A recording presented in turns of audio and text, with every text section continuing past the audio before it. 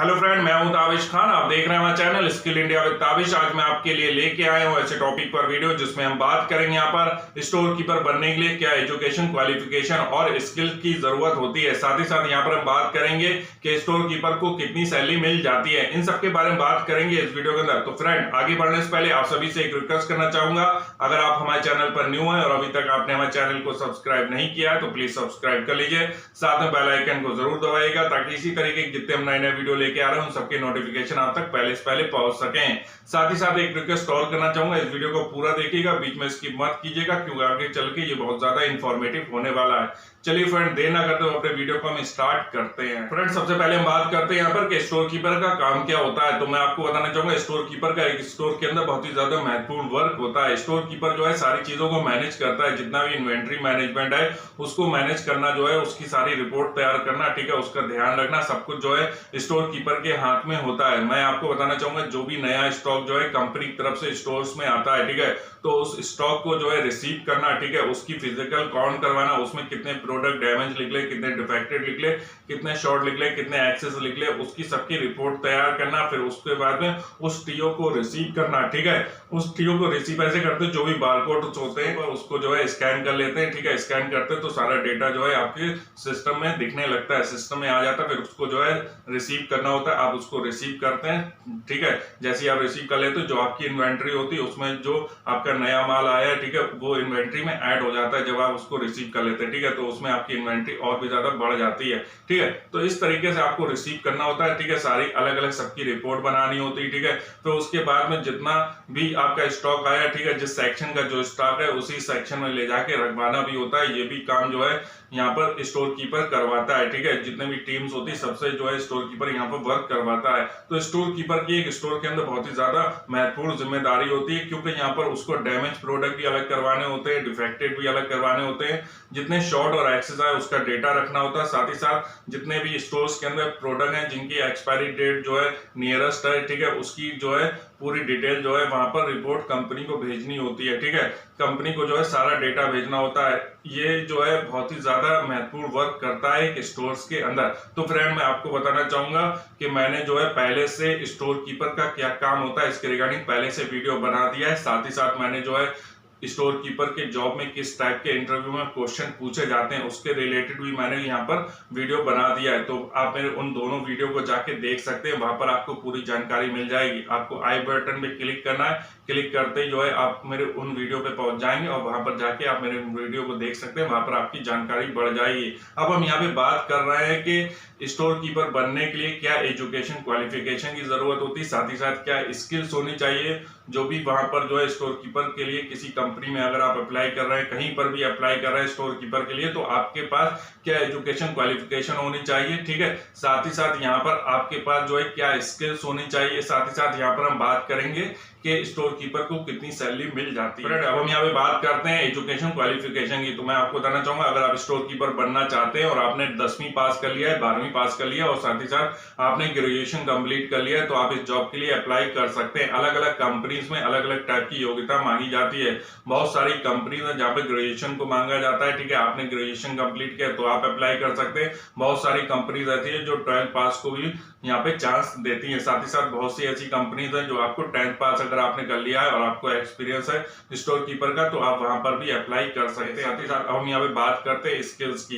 यहाँ पर किस टाइप की स्किल्स आपके अंदर होनी चाहिए। आपको जो है बुक कीपिंग की भी नॉलेज होनी चाहिए। जो बुक कीपिंग का वर्क होता है वो भी आपको आना चाहिए। यहाँ पर मैं आपको बताना चाहूंगा, यहाँ पर ज्यादा से ज्यादा काम जो है आपको अकाउंटिंग से रिलेटेड भी मिलेगा, ठीक है। तो आपको यहाँ पर अकाउंटिंग रिपोर्ट बनानी आनी चाहिए, ठीक है। जो अदर इन्वेंट्री से रिलेटेड जो रिपोर्ट्स होती है वो बनानी आना चाहिए, ठीक है। जैसे मैंने आपको पहले बताया, डैमेज है, डिफेक्टेड है, एक्सेस है, शॉर्ट है, ठीक है, इसकी रिपोर्ट बनाई जाती है, तो इसकी रिपोर्ट भी आपको बनानी आनी चाहिए, ठीक है। साथ ही साथ जितना भी एक्सपायरी प्रोडक्ट हो रहा है, ठीक है, उसकी रिपोर्ट जो है अलग बन के तैयार करनी पड़ती है आपको, ठीक है। तो उन सबकी जो रिपोर्टें होती है, ठीक है, जिसका जो भी डेटा है, ठीक है, जहां पर क्या चीज कौन सी चीज कहां पर मेंशन करनी है, ठीक है, जो एक जो है उसका फॉर्मेट बनाना पड़ता है, ठीक है, वो आपको बनाना आना चाहिए। तो आपको यहाँ पर बुक कीपिंग की जो वर्क होता है, ठीक है, उसकी भी नॉलेज यहाँ पर होनी चाहिए, ये भी बहुत ज्यादा जरूरी होता है। इसके बाद में हम बात करते हैं स्टॉक अरेंजमेंट नॉलेज। आपको स्टॉक को अरेंज करने की भी नॉलेज होनी चाहिए कि कैसे आपको स्टॉक जो है इन्वेंट्री एरिया में लगाना है, ठीक है। तो इसके लिए सबसे ज्यादा जरूरी है कि आपको ये पता हो कि कैसे स्टॉक का अरेंजमेंट किया जाता है। जो भारी स्टॉक होते हैं उसका जो जैसे जो भारी प्रोडक्ट है उसको नीचे लगाना है, ठीक है, जो हल्के प्रोडक्ट है उसको ऊपर लगाना है, ठीक है। सबको जो है अलग अलग सेक्शन में अलग अलग डिवाइड करना है। जैसे एफएमसीजी का जो प्रोडक्ट है वो एफएमसीजी में ही लगाना है आपको, ठीक है। एफएमसीजी के अंदर जो आपका जो है ओपन प्रोडक्ट जैसे कि स्टेपल्स हैं, ठीक है, उसको अलग लगाना है, ठीक है। आपको बेवरेज अलग लगाना है, ठीक है, ये अलग करके आपको लगाना है। साथ ही साथ आपके अगर हो सकता है कि आप जो है किसी स्पेयर पार्ट्स कंपनी में हो, ठीक है, वहां पर स्पेयर पार्ट्स हो, तो आपको स्पेयर पार्ट्स में भी ध्यान रखना होगा कि सभी चीजें जो है अलग अलग सेक्शन में डिवाइड करनी होगी। वहां पर जो है इन्वेंट्री एरिया में बहुत सारे सेक्शन होंगे, सबका अलग अलग सेक्शन होगा, जहां पर कौन सा माल कहां पर रखना है, ठीक है, उसके लिए अलग अलग सेक्शन बने होते हैं, ठीक है। तो वहां पर आपको रखना होगा ताकि जब भी आपको किसी स्टॉक की जरूरत पड़े तो आपको पता रहे कि वो चीज कहां पर लगी, आप फौरन वहां पर जाएं और वहां से उसको चेक कर लें, ठीक है।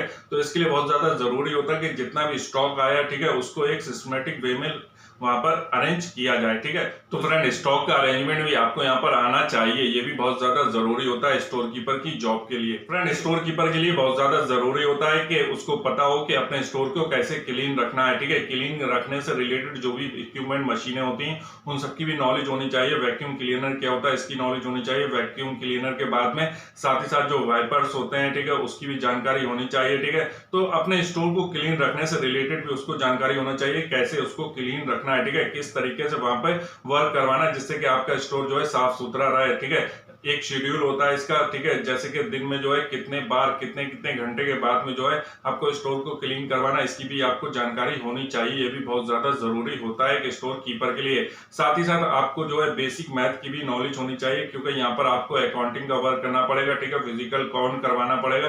तो इसके लिए बहुत ज्यादा जरूरी है कि आपकी बेसिक मैथ जो है वो भी अच्छी होनी चाहिए, ये भी बहुत ज्यादा जरूरी होता है। फ्रेंड यहाँ पर आपको जो है अटेंशन टू डिटेल का भी ध्यान रखना होगा, क्योंकि आप जो भी रिपोर्ट्स बना रहे हैं, ठीक है, जो भी अकाउंट का वर्क कर रहे हैं, ठीक है, इसमें आपका कितना प्रोडक्ट आपने रिसीव किया, ठीक है, जितना आपने काउंट किया, काउंटिंग करने के बाद आपको कितने प्रोडक्ट रिसीव हुए, ठीक है, उसमें कितने शॉर्ट थे, कितने एक्सेस थे, कितने डैमेज डिफेक्टेड, ठीक है, एक्सपायरी का सारा सभी का डेटा जो है आपको एक फॉर्मेट के अंदर जो है फिल करना होता है, फिर वो कंपनी को सेंड करना होता है। तो यहाँ पर बहुत ज्यादा जरूरी है कि जो भी आप वर्क कर रहे हैं वो अटेंशन होके करें, अलर्ट होके करें, ठीक है। आपको इस बात का ध्यान रखना होता है क्योंकि जो भी डेटा आपका जाना चाहिए वो बिल्कुल सही जाना चाहिए, बिल्कुल करेक्ट जाना चाहिए। आपको जो है टाइम मैनेजमेंट की भी नॉलेज होनी चाहिए, क्योंकि स्किल्स के अंदर बहुत ज्यादा जरूरी है कि टाइम मैनेजमेंट का पता होना चाहिए, क्योंकि सभी काम अगर आप टाइम से करेंगे तो ज्यादा बेटर रहेगा, ठीक है। और उसको जो है आपको याद रखना है यहाँ पर कि आपको अपना समय खराब नहीं करना, अपना समय बर्बाद नहीं करना है, ठीक है। आपका जो भी काम है, ठीक है, उसको टाइम के अकॉर्डिंग आपको करना है, ठीक है, क्योंकि बहुत सारे प्रोडक्ट ऐसे होते हैं जो एफएमसीजी के होते हैं जो खराब हो जाते हैं, जल्दी खराब हो जाते हैं।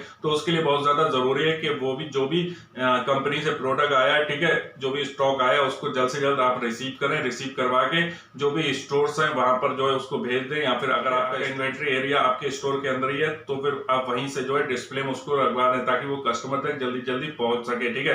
तो आपको इस चीज का ध्यान रखना होता है कि जितना भी स्टॉक आया है, ठीक है, उसको जल्दी से उतारना है, ठीक है, उसकी काउंटिंग करवाना, उसकी रिपोर्ट भेजना है, ठीक है। फिर उसके बाद में उसको जो है जो भी डिस्ट्रीब्यूटर चैनल है, ठीक है, वहां पे सप्लाई कर देना है, या फिर जहां पे स्टोर्स पे जाना है सेल होने के लिए वहां पर उसको प्रोडक्ट को भेज देना है, ठीक है, जल्दी से जल्दी उसको भेजना है ताकि वो जो है जल्दी जल्दी कस्टमर तक पहुंच जाए, ठीक है। उसका इस बात का ध्यान रखना होता है आपको, ठीक है, क्योंकि यहाँ पर टाइम मैनेजमेंट बहुत ज्यादा जरूरी होता है। यही जरूरी नहीं है कि सिर्फ एफएमसीजी प्रोडक्ट है तो वहीं पे आप टाइम मैनेजमेंट का ध्यान रखें। आपका कोई भी स्टॉक है, ठीक है, आपको टाइम मैनेजमेंट का ध्यान रखना होगा। टाइम मैनेजमेंट का ध्यान आपको सिर्फ जो है यहीं पे नहीं है कि स्टॉक से रिलेटेड आपको टाइम मैनेजमेंट का ध्यान रखना, आपको जो है टाइम से ड्यूटी आना है, ठीक है। आपको हर जगह टाइम मैनेजमेंट का ध्यान रखना है क्योंकि टाइम बहुत ज्यादा जरूरी, हर किसी का टाइम बहुत ज्यादा जरूरी है। आपको जो है कस्टमर का भी टाइम बचाना है, ठीक है, अपना भी टाइम जो है आपको सही जगह पे यूज करना है, ठीक है। इसका आपको बहुत ज्यादा ध्यान रखना है क्योंकि जो भी प्रोडक्ट आपका स्टॉक आ रहा है, ठीक है, उसको जो है आप कोशिश करें कि जल्दी जल्दी रिसीव करें, ठीक है। अच्छे से देखभाल के सब कुछ सही है तो उसको अच्छे से देख के और जल्दी जल्दी रिसीव करना है, ठीक है। उसको काउंट करवा के फिर वहां पे जो है उसको स्टॉक रूम में रख पा सकते हैं। साथ ही साथ जो है उसको जो है जितने भी चैनल्स हैं, ठीक है, जहां पर उसको कस्टमर के लिए जाना है उस प्रोडक्ट को, ठीक है, तो वहां के लिए आप सप्लाई कर सकते हैं। साथ ही साथ आपका अपना अगर किसी रिटेल स्टोर्स के अंदर आप वर्क कर रहे हैं, वहां पर स्टोर कीपर की आपको जॉब मिली और वहां पर आप इन्वेंट्री एरिया में है, ठीक है, तो इन्वेंट्री एरिया में जैसे आपका स्टॉक आया फिर उसको जो है डिस्प्ले में वहां पर रखवा देना है या फिर लगवा देना है, ठीक है। तो इस तरीके से आपको यहाँ पे वर्क करना होगा। यहाँ पर आपको पॉज मशीन भी चलाना आनी चाहिए, जितने भी प्रिंटर्स होते हैं, ठीक है, जिससे फोटोकॉपी की जाती है उसकी भी आपको नॉलेज होनी चाहिए, स्कैनर्स की नॉलेज होनी चाहिए, साथ ही साथ बारकोड रीडर बारकोड स्कैनर जो होते हैं उसकी नॉलेज आपको अच्छी होनी चाहिए, कार्ड मशीन जो होती है उसकी आपको नॉलेज अच्छी होनी चाहिए, ठीक है।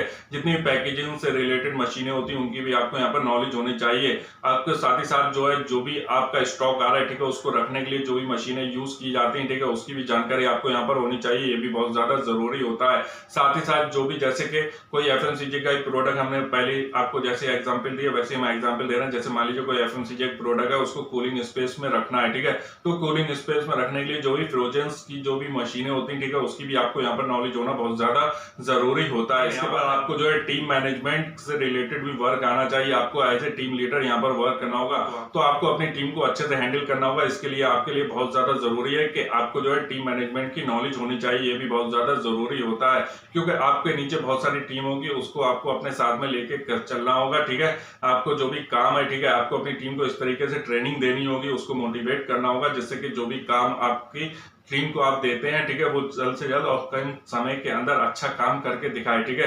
अच्छे से उसको स्टॉक को रखना है, ठीक है, स्टॉक को मेंटेन करना, स्टॉक की काउंटिंग करना, इस सब में जो है वो अच्छे से हेल्प कर सके, ठीक है। इसके लिए बहुत ज्यादा जरूरी है कि आपके अंदर टीम लीडर की भी स्किल्स होनी चाहिए, आपको as a team leader work करना आना चाहिए, ये भी बहुत ज्यादा जरूरी होता है। फ्रेंड, अब हम यहाँ पे बात करते हैं कि आपकी जो कम्युनिकेशन स्किल्स है वो भी अच्छी होनी चाहिए, आपकी गुड कम्युनिकेशन स्किल्स होनी चाहिए, रिटन और वर्बल दोनों अच्छी होनी चाहिए। रिटन इसलिए अच्छी होनी चाहिए क्योंकि आपको यहाँ पर पेपर वर्क करना पड़ता है, सारी रिपोर्टें जो है अपने भेजनी पड़ती हैं, ठीक है। इसके लिए बहुत ज्यादा जरूरी है कि आपकी जो रिटन कम्युनिकेशन स्किल्स है वो अच्छी होनी चाहिए, साथ ही साथ आपकी जो वर्बल कम्युनिकेशन स्किल्स है वो भी अच्छी होनी चाहिए, क्योंकि आप यहाँ पर as a team leader work करते हैं, आपको पूरी टीम को मैनेज करना होता है, इसलिए बहुत ज्यादा जरूरी है कि आपकी वर्बल कम्युनिकेशन स्किल्स भी अच्छी होनी चाहिए। फ्रेंड, यहाँ पर आपको कंप्यूटर की भी नॉलेज होनी चाहिए, कंप्यूटर में जैसे एमएस वर्ड है, एमएस एक्सेल है, इसकी आपको अच्छी जानकारी होनी चाहिए, क्योंकि आपको यहाँ पर रिपोर्टें बनानी पड़ती हैं।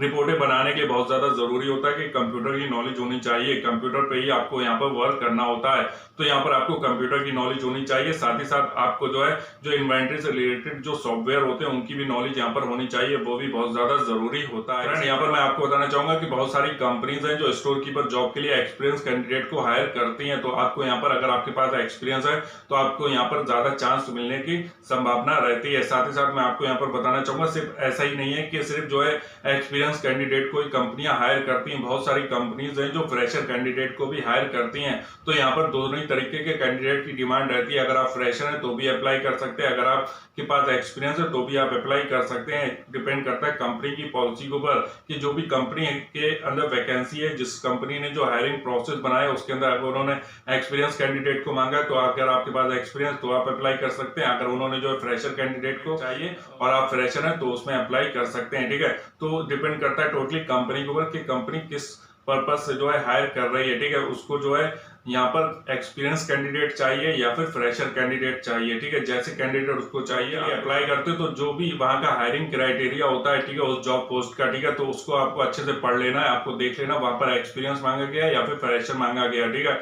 अगर एक्सपीरियंस मांगा गया और आपके पास एक्सपीरियंस हो तो आप उस जॉब के लिए अप्लाई कर सकते हैं। साथ ही साथ अगर वहां पर फ्रेशर मांगा गया, ठीक है, तो आप अगर फ्रेशर है तो आप उस जॉब के लिए अप्लाई कर सकते हैं। तो आपको देख लेना है वहां पर जब भी आप जॉब के लिए अप्लाई कर रहे हैं कि वहां पर फ्रेशर मांगा गया या फिर एक्सपीरियंस मांगा गया। मैं आपको यहाँ पर बताना चाहूंगा बहुत सारी कंपनीज है जो फ्रेशर कैंडिडेट को भी हायर करती हैं और बहुत सारी कंपनीज है जो एक्सपीरियंस कैंडिडेट को हायर करती हैं। डिपेंड करता है टोटली कंपनी के ऊपर कि उन्हें किस टाइप के पर्सन चाहिए, किस टाइप के कैंडिडेट चाहिए। हम यहाँ पे बात करते हैं स्टोर कीपर को कितनी सैलरी मिल जाती है, तो मैं आपको बताना चाहूंगा सैलरी भी डिपेंड करती है फ्रेशर और एक्सपीरियंस के ऊपर, ठीक है।